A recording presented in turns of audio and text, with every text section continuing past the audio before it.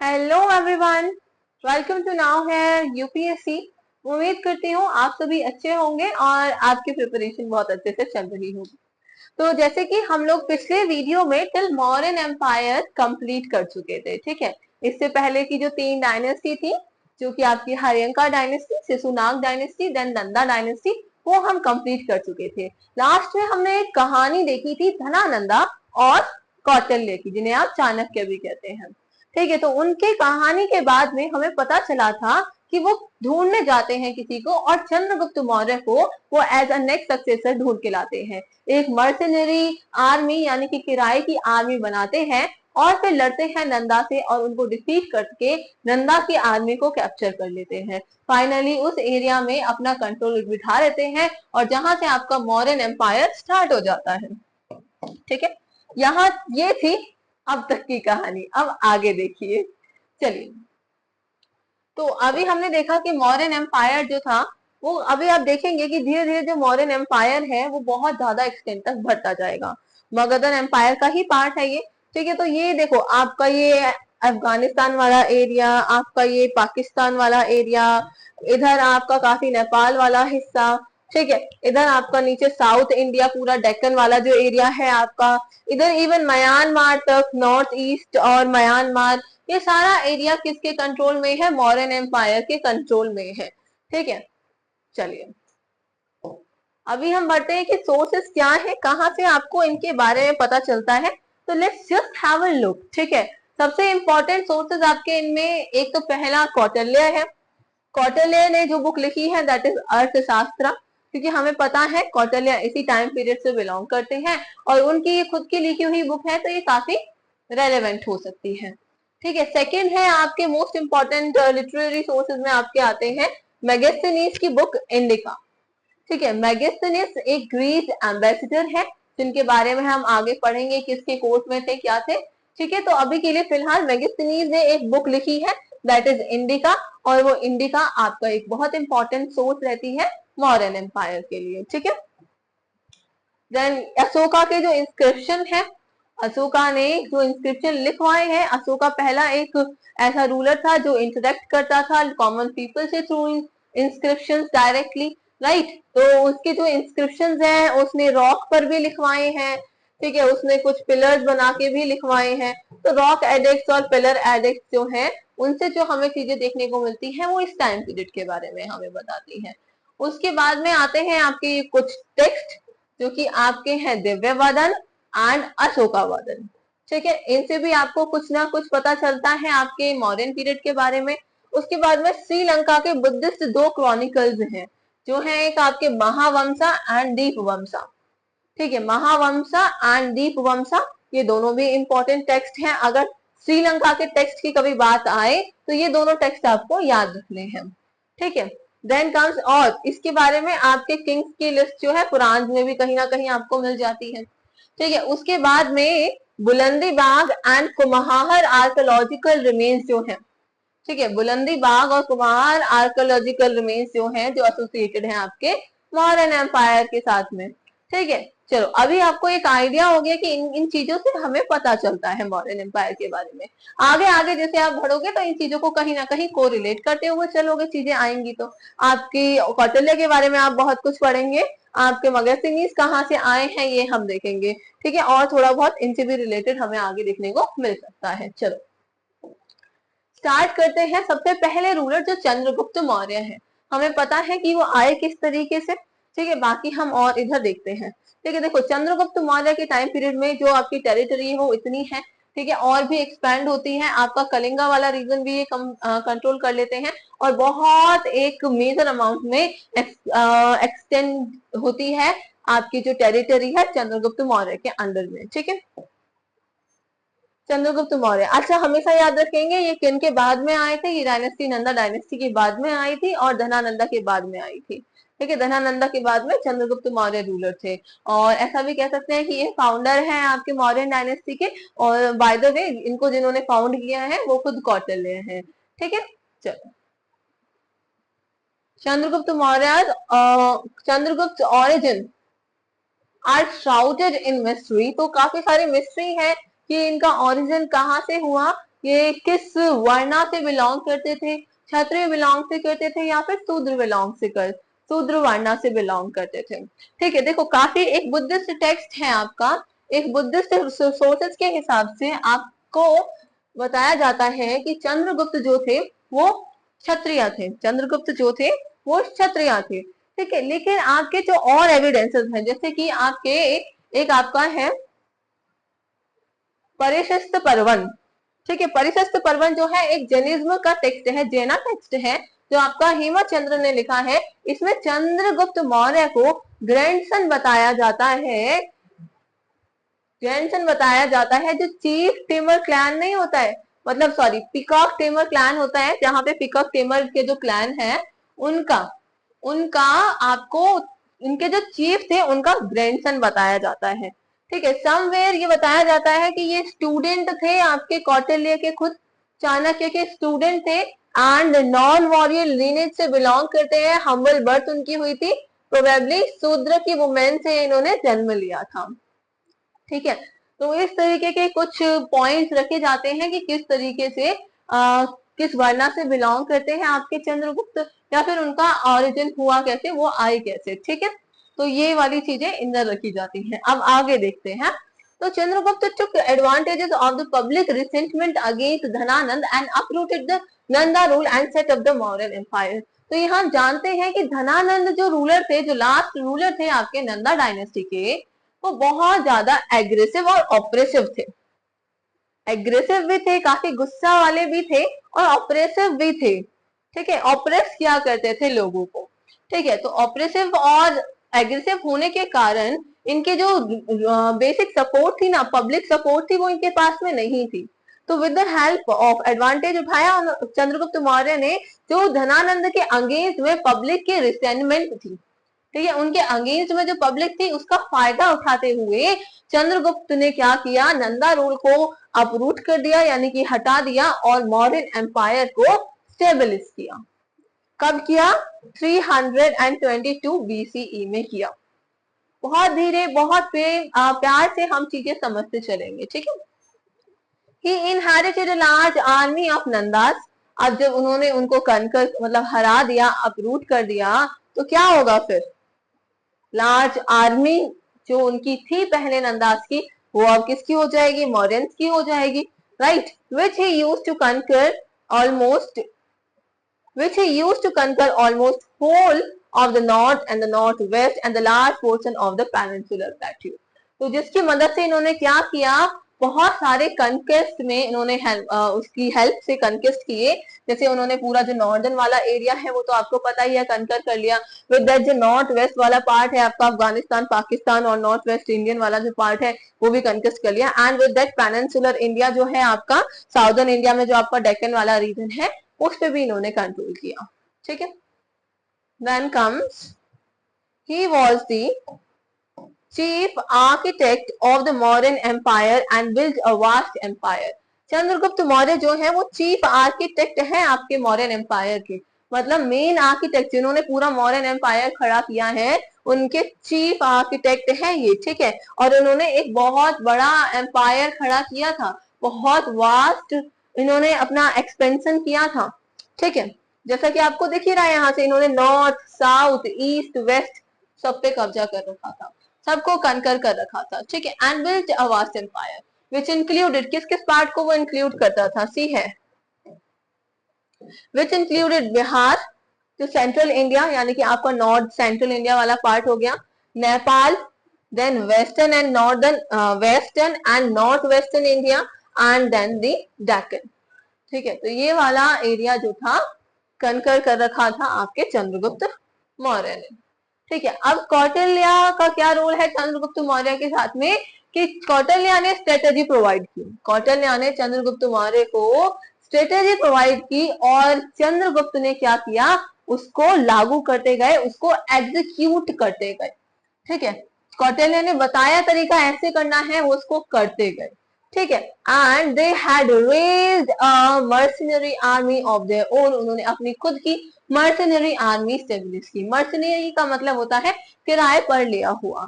ठीक है, तो उन्होंने खुद की अपनी मर्सिनरी आर्मी स्टेब्लिश की। ठीक है, उसके बाद वो किसकी तरफ बढ़े, मगध की तरफ बढ़े, और मगध की तरफ बढ़े तो एक सीरीज ऑफ बैटल में उन्होंने धनानंद को हरा दिया। ये वाली चीज हम पहले ही पढ़ चुके हैं, ये वाली चीज हम पहले ही पढ़ चुके हैं। ठीक है, अब आपको अलेक्जेंडर के बारे में पता है कि जब धनानंद का टाइम पीरियड चल रहा था तो उसी टाइम पीरियड पर ये उम्मीद थी कि इंडिया पे अटैक करेगा कौन, Alexander. But all though Alexander had abandoned his Indian conquest, लेकिन अलेक्जेंडर ने क्या किया था, इंडिया पे कॉन्क्वेस्ट किया ही नहीं था, अबंडन कर दिया था उसको 324 में। And with in a year, उसके ही एक साल बाद, जैसे उन्होंने अबंडन कर दिया इस कॉन्क्वेस्ट को, उसके ही एक साल, विद इन एक साल के अंदर ही अंदर क्या किया, चंद्रगुप्त मौर्य ने डिफीट कर दिया किसको, जो देखो पहले अलेक्जेंडर ने जिन भी एरिया को कंकर किया था उन एरिया पे वो अपने सबऑर्डिनेट्स को बिठा के गया था रूल करने के लिए। ठीक है, और वापस लौटते में ही अलेक्जेंडर की डेथ हो गई थी। ठीक है, तो वो वहां के राजा बन गए थे जो चीफ्स वहां पे थे। ठीक है, तो he had defeated some of the Greek ruled cities in the north western part of the countries. ठीक है, एक अच्छा खासा नाम हम आगे देखने वाले हैं जो है आपके सेलेकस निकेटर। ठीक है, अभी देखेंगे, देखो Seleucus Nicator was one of the general of the Alexander. ठीक है, एक जनरल, इतने सारे जनरलों में से एक जनरल था आपका अलेक्जेंडर का, सेलेकस निकेटर। ठीक है, जो उनके डेथ के बाद में, after his death had succeeded the gaining control of the Asiatic provinces. जो एशियाटिक प्रोविंसेस, जो एशिया वाले रीजन में आपके एशियाटिक प्रोविंसेस थी जिनपे अलेक्जेंडर ने कब्जा किया हुआ था, अब अलेक्जेंडर की डेथ के बाद में क्या होगा, जो जनरल को वहां पे बिठा के गए थे फॉर द रूल, वो अब वहां के किंग बन जाएंगे, वही वहां पे एक्चुअल रूल स्टार्ट कर देंगे। ठीक है, तो उनके बाद में सक्सीड किया इन्होंने एशियाटिक प्रोविंसेस पर। ठीक है, अब चंद्रगुप्त ने उन्होंने डिफीट कर दिया and was compelled to yield the parts of Afghanistan to Chandragupta. अब जब चंद्रगुप्त ने इन्हें हरा दिया तो ऑब्वियसली कुछ पार्ट तो इनको देना ही होगा चंद्रगुप्त को, तो अफगानिस्तान वाला कुछ हिस्सा इन्होंने चंद्रगुप्त को दिया। अब इनके बीच में आगे इनके बीच में मैरिज अलायंसेस भी हुए। ठीक है, मैरिज अलायंसेस में चंद्रगुप्त मौर्य ने सेलेकस निकेटर की डॉटर से शादी की। ठीक है, तो मैरिज अलायंसेस में क्या था, इन्होंने चंद्रगुप्त मौर्य ने सेलेकस निकेटर की डॉटर से शादी की। ठीक है, इनके बीच में एक ट्रीटी साइन हुई, ट्रीटी साइन हुई। ठीक है, ट्रीटी के टर्म्स क्या थे, देखो पहला टर्म ये था कि Seleucus ceded Chandragupta the territories of. अब पहले इतना समझते हैं, देखो Seleucus ceded Chandragupta the territory of, Chandragupta ने दे दिया सेलेकस ने चंद्रगुप्त को कुछ टेरिटरीज दी। इस ट्रीटी के हिसाब से चंद्रगुप्त को सेलेकस ने कुछ टेरिटरीज दी। उन टेरिटरीज के नाम देखते हैं। द वन लेट्स सी है, see the first one is Arachosia, the first one is Arachosia. अगर प्रेजेंट डे की बात करें तो ये खांदाहर है, प्रेजेंट डे की बात करें तो ये खांदाहर है। ये बेसिकली ये तीनों जो मिलेंगे ना आपको ये अफगानिस्तान और पाकिस्तान वाले एरिया में ही मिलेंगे। ठीक है, ये क्योंकि उस टाइम पर ये जो ग्रीक वाला जो आप पढ़ रहे हैं कि जो ग्रीक प्रोविंसेस थे या फिर जो अलेक्जेंडर के रूलर थे, तो ये उस टाइम पर उसी एरिया तक लिमिटेड थे। ठीक है, उसी एरिया तक लिमिटेड थे। आपके एकेडोनियन और मैकेडोनियन ये सारे जो थे ये उसी एरिया तक लिमिटेड थे, उससे आगे नहीं थे। तो ये कौन सी टेरिटरी दे सकते हैं, जो भाई उनके पास जो टेरिटरी होंगी वही तो देंगे ना, वही तो देंगे। अब मान लो आपको ये क्वेश्चन आ जाए कहाँ से बिलोंग करते हैं, अफगानिस्तान वगैरह, इस तरीके से ऑप्शन आए तो थोड़ा अब ना प्रेजेंस ऑफ माइंड आपको रखना होगा कि भाई अब ये कहाँ से हो सकते हैं, अपनी ही तो टेरिटरी दे सकते हैं, तो बॉर्डर के आसपास से ही दी होंगी। तो ये जो टेरिटरीज हैं आपकी, ये जो यहाँ पे डिस्ट्रिक्ट लिखी हुई है, ये सब आपकी अफगानिस्तान और पाकिस्तान की ही लिखी हुई है। ठीक है, I hope you are getting my point. ठीक है, थोड़ा प्रेजेंस ऑफ माइंड, थोड़ा कॉमन सेंस आपको रखना होगा। ठीक है, आपका गेड्रोसिया जो प्रेजेंट डे है बालोचिस्तान को बोला गया है। ठीक है, प्रेजेंट डे बालोचिस्तान वाला जो एरिया है वो चंद्रगुप्त मौर्य को दे दिया था सेलेकस ने। ठीक है, देन आता है आपका पैरोपेमिसडे। ठीक है, तो ये भी जो आपका प्रेजेंट डे में गंधार बोला जाता है, जिसको हम गंधार भी बोलते हैं, वो वाला एरिया जो था वो भी चंद्रगुप्त को मिल गया था। ठीक है, अब सिर्फ देना ही देना था क्या, सिर्फ चंद्रगुप्त को मिला ही मिला था क्या, नहीं, उन्होंने भी तो कुछ दिया होगा भाई, ट्रीटी हो रही है तो 500 एलिफेंट्स चंद्रगुप्त मौर्य ने सेलिकस को दिए थे इन रिटर्न। ठीक है, तो ये इन लोगों के बीच में ट्रीटी हुई थी, मेंशन होगा इधर He also married Seleucus Nicator's daughter. In return, Seleucus Nicator got 500 elephants. तो जो मैरिज की ट्रीटी, मैरिज अलायंस हुआ था वो ये है कि उन्होंने डॉटर से शादी की थी सेलिकस निकेटर की, ठीक है, एंड सेलिकस निकेटर को 500 एलिफेंट्स मिले थे बाय चंद्रगुप्त मौर्य, ठीक है। Then Seleucus Nicator avoided a full-scale war with the mighty Chandragupta, ठीक है। फुल स्केल वॉर ये ट्रीटी क्यों हो गई भाई?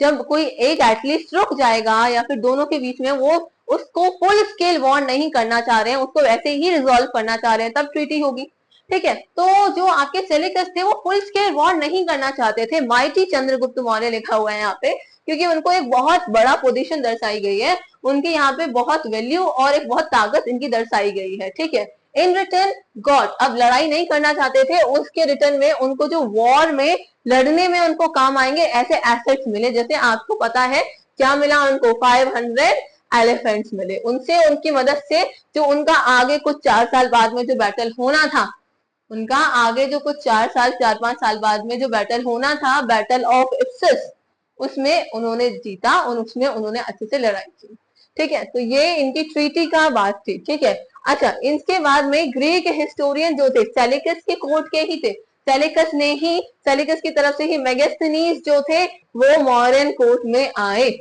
वो मौर्यन कोर्ट में आए, ठीक है। और ये मौर्यन कोर्ट में रहते थे और इन्होंने जो बुक लिखी है वो कौन सी है? इंडिका। इन्होंने जो बुक लिखी है वो कौन सी है? इंडिका, ठीक है। इंडिका एक बहुत ज्यादा इंपॉर्टेंट सोर्स है आपका इस पूरी मौर्यन हिस्ट्री के लिए, ठीक है। Then comes Chandragupta Maurya. अब एट लास्ट क्या होता है, चंद्रगुप्त मौर्य क्या करते हैं? जैनिज्म को अडॉप्ट कर लेते हैं। तो आपको ये याद रखना होगा कि चंद्रगुप्त मौर्य ने कौन सा रिलीजन को अडॉप्ट किया था? बुद्धिज्म को, जैनिज्म को, आजीविका सेक्ट को। देखो, हिंदुइज्म के अगेंस्ट, जब हिंदुइज्म जो था, जो आपके कुछ वर्णा सिस्टम या फिर ये जो काफी ज्यादा सोसाइटी में दिक्कतें आने लगी थी, तो आपके बुद्धिज्म और जैनिज्म इमर्ज हुए थे, उनके साथ में ही आपका आजीविका सेक्ट भी इमर्ज हुआ था। ये तीनों चीजें इमर्ज हुई थी। तो आपको याद रखना है कि चंद्रगुप्त मौर्य ने जैनिज्म को अडॉप्ट किया था, ठीक है। एंड वेन टू श्रवण बेलागोला, जो आपके माइसोर के पास में है, ठीक है। ये एक केव भी है और ये ज्यादातर एसोसिएटेड है, किसके साथ में एसोसिएटेड है? आपके सालेखाना, समलेहना एंड संथारा। ये क्या होता है अभी देखते हैं, ठीक है। पहले किसके साथ में गए थे? देखो, इन्होंने अपने जो गुरु कह सकते हो एक तरीके से, जो माना था वो माना था भद्रबाहु को, ठीक है। भद्रबाहु को माना था और इनके साथ में इन्होंने ये कहाँ गए थे? श्रवण बेलागोला में ये गए थे, ठीक है। जैनिज्म इन्होंने अडॉप्ट कर लिया था। और इनकी डेथ कैसे हुई थी? By slow starvation. धीरे धीरे इन्होंने अपने आप को भूखा रखा, भूखा रखते हुए धीरे धीरे प्रोसेस से इनकी डेथ खुद उन्होंने डेथ की प्राप्ति की, ठीक है। तो ऐसा आपके जैनिज्म में लिखा जाता है। ये जैनिज्म को जो है आपके सालेखाना, समहलेना और संथारा, ये यही चीजों को दर्शाता है। तो आपका जो सबसे पहला है आपका सालेखाना, इसका मतलब यही है कि आप धीरे धीरे जो फूड है आपका स्टारवेशन से, आप धीरे धीरे फूड को रिनाउंस करो धीरे धीरे, और फिर आपको अपने आप ही मोक्ष की प्राप्ति हो जाएगी, अपने आप ही आप अपने एक पीसफुल एंड को एक्सेप्ट करते हुए डाई हो पाएंगे, ठीक है। देन आपका आता है समहलेना। समलेहना जो है उसमें क्या है कि आप ये जो मोह माया है इन सबसे दूर हो जाते हैं और उसके बाद में एंड को एक्सेप्ट करते हुए उसके लिए तैयार हो रहे होते हैं, ठीक है। संथारा भी एक तरीके से सालेखाना के लिए ही वर्ड है, जिसमें आप फूड को रिनाउंस करते हैं और फास्ट अंटिल डेथ का प्रण लेते हैं, ठीक है। और थोड़ा सा और डिटेल में देखते हैं आगे। रिलीजन की बात करें तो सिंपल सा है कि इन्होंने अपना थ्रोन दे दिया बिकॉज, और क्या बन गए? एक डिसिपल बन गए जो टीचर थे भद्रबाहु उनके, ठीक है। तो ये हम ऑलरेडी देख चुके हैं, right. Then comes he had embraced Jainism and is said to have starved himself to death according to the Jain tradition at कहां पर ये ट्रेडिशन जो है, कौन सा ट्रेडिशन है? सालेखाना, समलेहना एंड संथारा जो ट्रेडिशन है, इन्होंने कहां पे किया? ये किया इन्होंने श्रवण बेलागोला, जो केव्स वाला एरिया है मैसूर के आसपास में, वहां पे इन्होंने ये स्टारवेशन वाले प्रोसेस को अंजाम दिया और वहीं पे इनकी लगभग डेथ हो जाती है, ठीक है। अच्छा, यहाँ पे ये तीनों के बारे में थोड़ा सा लिखा हुआ है, सालेखाना, समलेहना और संसारक के बारे में। ठीक है, रीड करेंगे तो वही सब चीजें हैं, कुछ भी नहीं है। और ठीक है, this is a war in Jainism where the person voluntarily chooses that by gradual reducing food and water intake, it is considered an ethical and non-violent way। ठीक है, देखो प्रेजेंट डे में ना क्या इसके ऊपर डिबेट भी होते हैं कि भाई ये तो एक तरीके से सुसाइड करने का तरीका हो गया, है ना। बट एक्चुअली में इसके ऊपर ये भी बोला गया है कि भाई ये जैनिज्म में माना जाता है और ये सुसाइड करने का तरीका नहीं है। इसमें आप सारी चीजों को रिनाउंस करने के बाद में अपने एंड को एक पर्टिकुलर एज पर एक्सेप्ट करते हैं। ऐसा नहीं है you are a young one और ये परफॉर्म करोगे, नहीं। एक पर्टिकुलर, जब आप बहुत ज्यादा मान लो किसी लंबी बीमारी से घिरे हुए हैं या फिर आपकी एज हो गई है कि you are to the end, या फिर आप रियलाइज कर रहे हैं कि I am to the end, तब आप ये वाली चीजें परफॉर्म करते हैं। ठीक है, especially in the cases where the person feels their life has served its purposes। जब आपने ये फील कर लिया है कि भाई जो मेरा पर्पस था, मेरी लाइफ का पर्पस था, उद्देश्य था मेरे जीवन का, वो पूरा हो चुका है। ठीक है, तो उसके बाद ये लोग ये परफॉर्म करते हैं साले खाना। ठीक है, and they are nearing the end due to the age, illness और द इनक्रेडिबल सफरिंग। ठीक है, the objective is to die peacefully, कि आप पीसफुली डाई हो सके while being detached from the worldly matters without creating negative karma। ठीक है, आप कोई नेगेटिव कर्मा की वजह से डाई ना हो। ठीक है, और आप पीसफुली डाई हो सके, इसलिए ये परफॉर्म किया जाता है। एक वो है ये जैनिज्म का। ठीक है, संभा लेना जो है ये सिनोनिमसली यूज किया जाता है साले खाना के लिए, ऑल्दो ये एम्फसाइज करता है process of weakening the passion and desire to keep a person attached to the worldly life.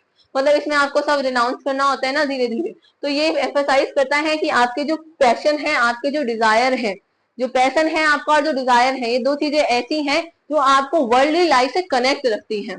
ठीक है, आपकी इच्छाएं जो है वो आपको वर्ल्डली लाइफ से कनेक्ट रखेंगी। आपका जो पैशन है, आप कुछ कर दिखाना चाहते हैं, वो आपको वर्ल्डली लाइफ से कनेक्ट रखेगा। इन दोनों चीजों को आप वीक करेंगे तो आप डिटैच हो पाएंगे किससे? वर्ल्डली लाइफ से। एंड ये आपके इनर डिटैचमेंट पे फोकस करेगा और प्रिपेयर करेगा मेंटली फॉर द एंड। ठीक है, एंड सेम इज संथारा है कि ये साले खाना का ही एक कॉमन वर्ड है। ये स्पेशली बोला जाता है जैनिज्म में फास्टिंग अनटू डेथ। ठीक है, where the practitioner withdraw from the physical world in a calm and a detailed manner. ठीक है, I hope you got this points. ठीक है, कहाँ पर होते हैं ये आपको पता है। ठीक है, अब आते हैं आपके चंद्रगुप्त मौर्य के बाद में बिंदुसार। ठीक है, हमने चंद्रगुप्त मौर्य के बारे में पढ़ लिया, अब हम पढ़ेंगे बिंदुसार के बारे में। तो देखो चंद्रगुप्त मौर्य के टाइम पीरियड में अब जैसे ही बिंदुसार तक आए हैं तो कितना वो एक्सपेंड कर चुके हैं इसको। ठीक है, कितना वो एक्सपेंड कर चुके हैं इसको। ठीक है, आगे देखते हैं बिंदुसार के बारे में। तो चंद्रगुप्त मौर्य के बेटे थे बिंदुसार। ठीक है, और उन्होंने ही उनको सक्सीड किया। ठीक है, इनको आप अमित कैच भी बोलते हैं या फिर अमित्रघट भी बोलते हैं। क्यों बोलते हैं? इसका मतलब होता है the slayer of enemies. Enemies को खत्म करने वाला समझ लो। ठीक है, इनेमीज को खत्म करने वाला आप इधर समझ सकते हैं। जो महाभाष्य आपकी बुक लिखी है, अच्छा दिस इज योर होमवर्क, कि महाभाष्य किसने लिखी है ये आपको बताना है। देखो ये जो टेक्स्ट आते हैं ना ये इंपॉर्टेंट है, ये आपको तब याद रहेंगे जब आप इनको थोड़ा सा दिमाग में रखेंगे। जैसे हमने अभी तक अर्थशास्त्र, अस्त्याध्यायी और मैगजीनीस की इंडिका, इनके बारे में पढ़ा है और भी पढ़े हैं। ठीक है, तो वो आपको थोड़े से माइंड में रखने होंगे। तो इस पे थोड़ा सा देखना ये किसने लिखी है। अगर नहीं आएगा आंसर तो मैं हो सकता है अगले वाली आपके वीडियो में इसको मेंशन कर दूंगी। ठीक है, तो ही is said to have conquered the land between the two seas, जो आपकी अरेबियन सी और बे ऑफ बंगाल है। जो आपकी अरेबियन सी और ये आपकी अरेबियन सी, ये आपकी अरेबियन सी और ये आपका बे ऑफ बंगाल है। ठीक है, तो इन दोनों के बीच वाला एरिया किसने कवर कर रखा है? अभी मौर्यन डायनेस्टी के अंदर में ही है। ये साउदर्न वाला डेक्कन वाला एरिया भी है, इधर म्यांमार तक भी है, इधर आपका अफगानिस्तान, पाकिस्तान, नेपाल, इंडिया, ये सब इनके कंट्रोल में है अभी। ठीक है, तो इनको क्या बोला जाता है कि इन्होंने जो एरिया है दो सीज के बीच में ये कंकर कर रखा है। At the time of his death, उनके डेथ के टाइम पर ऑलमोस्ट द एंटायर सब continent came under the modern rule. ठीक है, तो हमने अभी इमेज देखा कि किस तरीके से ऑलमोस्ट आपका पूरा इंडियन सब कॉन्टिनेंट जो है वो किसके अंडर में आ जाता है, मौर्य रूल के अंडर में आ जाता है। At the end of his reign Bindusara join the Ajivika sect. चंद्रगुप्त मौर्य ने क्या ज्वाइन किया था, जैनिज्म को। यहाँ क्या ज्वाइन हो रहा है, आजीविका सेक्ट ज्वाइन हो रहा है। यहाँ क्या ज्वाइन हो रहा है, आजीविका सेक्ट ज्वाइन हो रहा है। ये याद रखेंगे, ये याद रखेंगे आप, ठीक है। Construction of Lomas Rishi and Barabar caves. तो ये जो दोनों नाम आपके दिए हुए हैं, बारवारा केस या फिर लोमास ऋषि, ठीक है, ये बनवाया गया था अशोका के द्वारा आजीविका सेक्ट के लिए। अशोका के द्वारा आजीविका सेक्ट के लिए अपने फादर की याद में, बिंदुसार की याद में ये अशोका के द्वारा बनवाया गया था, ठीक है। इनके बारे में इतना ही इंपॉर्टेंट है, बहुत ज्यादा इंपॉर्टेंट नहीं है। अब अशोका किस तरीके से आपके पावर में आएंगे उससे रिलेटेड मैं आपको थोड़ा सा कहानी बताऊंगी, बस कुछ नहीं है। बाकी चाणक्य के बारे में थोड़ा सा पढ़ते हैं जरा भी, ठीक है। चाणक्य कौन थे, ब्राह्मण थे एक, ठीक है। उन्होंने क्या लिखी है, अर्थशास्त्र लिखी है, ठीक है। तो यहाँ पढ़ते हैं, ये टीचर है चंद्रगुप्त मौर्य के, ठीक है, और चीफ मिनिस्टर भी है। He was a teacher and scholar at Takshashila. हमें पता है कि तक्षशिला से भी रिलेटेड है। इनके जो अदर नेम्स है वो विष्णु गुप्ता और कौटिल्य भी है, ठीक है। He was also a minister in the court of Bindusara. अब चाणक्य के बाद में बिंदुसार के कोर्ट में भी ये मिनिस्टर रहेंगे। He is credited to be the master strategist behind the usurping of the Nanda throne. ये हम अच्छे से जानते हैं, ठीक है, कौन था मास्टरमाइंड इन सबके पीछे, ठीक है। And the rise of modern empire through his student Chandragupta, this is what we know, ठीक है। He wrote Arthashastra which is the treatise of on state craft, economics and military strategy. किसके ऊपर है अर्थशास्त्र, ये आपको पता होना चाहिए।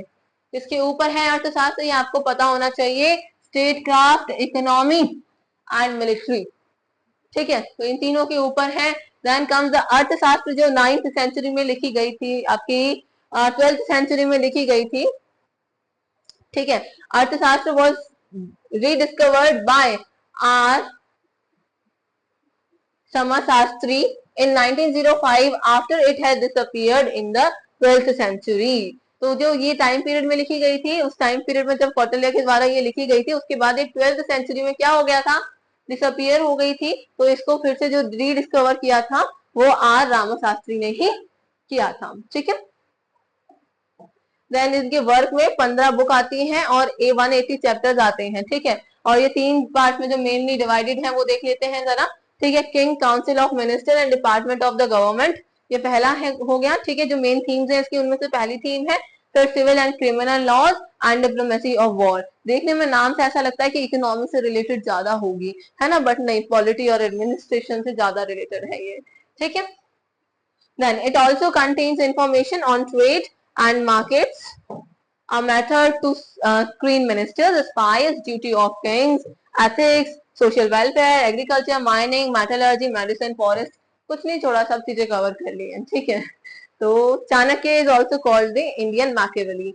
इंडियन मैकियावेली चाणक्य को कहते हैं। अच्छा, आपको बताना है, मैकियावेली एक बहुत ही फेमस नाम है, ठीक है।